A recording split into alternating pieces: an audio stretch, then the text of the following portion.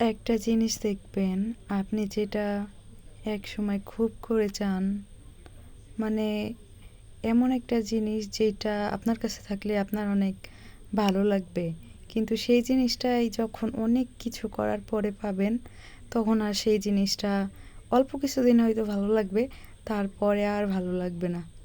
আচ্ছা, এমনটা কেন হয়?